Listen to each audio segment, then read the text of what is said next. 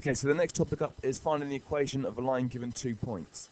Now, this probably won't take an awful lot of teaching because I think there is quite an obvious way to do this. And so here we've got to work out the gradient of a line that passes through 2 points and then find the equation of the line. So, as always, what I would advocate doing is doing a quick sketch, then finding out where these two coordinates lie. So 5, 7 is going to lie somewhere up there, well that's 5 across and then 7 up. And then the second point is going to be 3 across, then 1 down, so let's put that there. Again, you don't need to be accurate, just as long as you know that 3 across is going to be less across than the 5 across. So then we join the 2 points up to make a line. And then we're going to make a right angle triangle. Now the difference between 1 below the line and 7 above the line, that's going to be 8. The difference horizontally, this is 3 across here, and this one up here is 5 across, that's the difference of 2 across. So the gradient is 8 over 2 equals 4. And as soon as you've got the gradient, if you've got to find the equation of the line, again, now this is what I tried to stress in the lesson last time. As soon as it says find the equation of the line, you always need to write y minus y1 equals m bracket x minus x1. And the m is the gradient, which we now know is 4. And x1, y1 is just any coordinate. So let's take 5, 7, just because it's both positive numbers, they're usually easy to deal with. So then we substitute these two in. So y minus, now our y1 is this one here, and our x1 is that one there. So y minus y1 is going to be y minus 7 equals m, which is 4, x minus x1. Now x1 is our value 5. So we've got this, and then we just need to multiply it out, and because it doesn't say in the form ax plus by plus c equals 0, we can just do it normally. So y minus 7 equals 4x minus 20. And then if we add 7 to both sides, y equals 4x minus 13. It's worth noting that even if I hadn't chosen 5, 7, if I'd have chosen the point 3 minus 1, it would have still given me the same answer. So, the next thing I need to do is do the exact same question. So find the equation of the line passing through 5, 7, 3, 1. But there is a different method which you can use, and it's this one here. I don't like this one because I think it's easy to get the 1s and the 2s mixed up. But if you've got two coordinates, 5, 7, and 3 minus 1, you can use y minus y1 over y2 minus y1 equals x minus x1 over x2 minus x1. Again, I don't like this method, but if you find that you can memorize this really easily and it works for you, then by all means. So the two coordinates we're going to call x1, y1 and x2, y2. And then all we do is we simply substitute these values into our equation here. So y minus y1, the value of y1 is 7. So y minus 7 over y2 minus y1. So y2 is minus 1 minus y1 is going to be take away 7. That equals x minus x1. So x1 is 5, so x minus 5 over x2, which is 3. So 3 minus 5.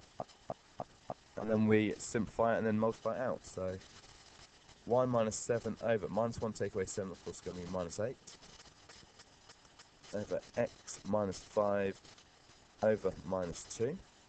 We're then going to bring this minus 8 up to here.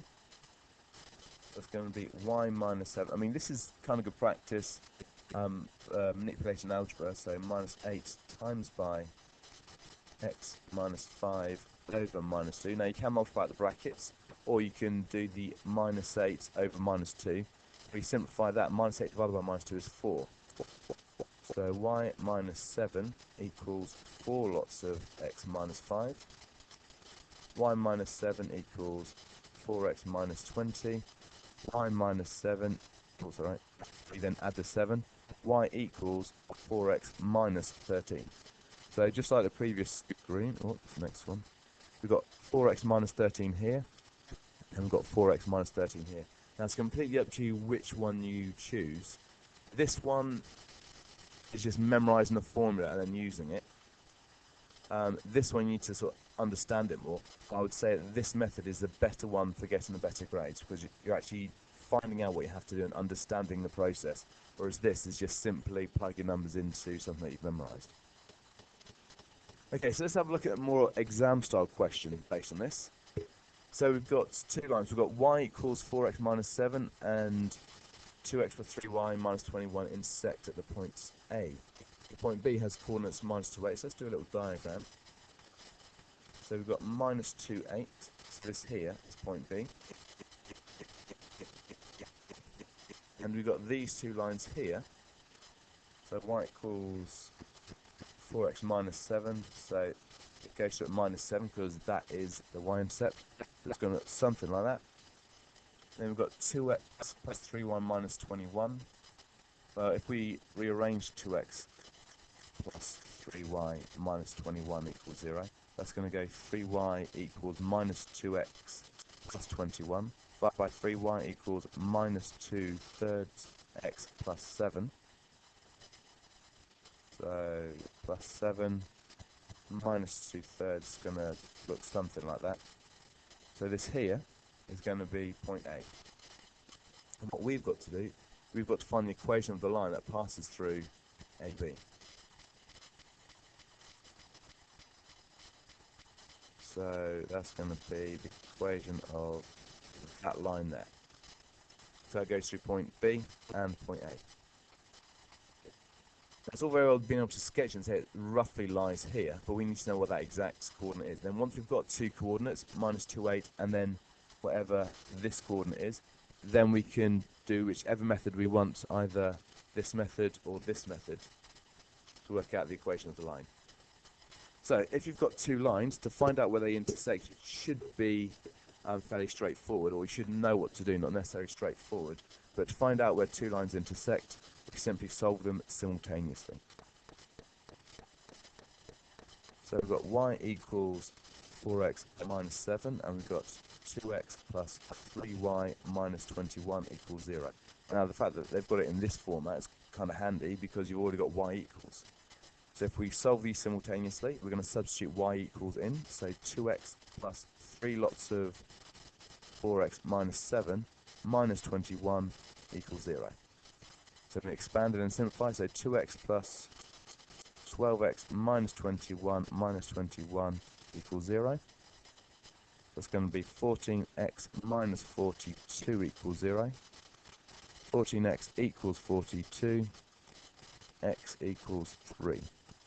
Now what I would say is just, as long as you get the first step there, so by writing out these two equations and then we substitute y equals 4x minus 7 into our second equation, so getting rid of that y and then substituting 4x minus 7 into there, which we've got in this line here.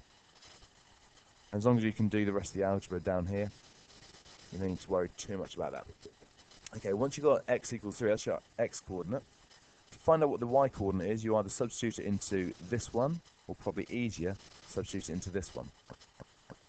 Now I know that my y coordinate equals 4 lots of my x coordinate, take away 7. So the y coordinate is 4 lots of 3, take away 7, so y equals 5. So now what that tells us, the fact that we solve equations simultaneously, tells us what the x coordinate is and the y coordinate. So the coordinates where the lines intersect is 3, 5. That coordinate there is 3, 5. So now what we've got to do is we've got to find the equation of this line that goes through minus 2, 8 and 3, 5. So let's do that.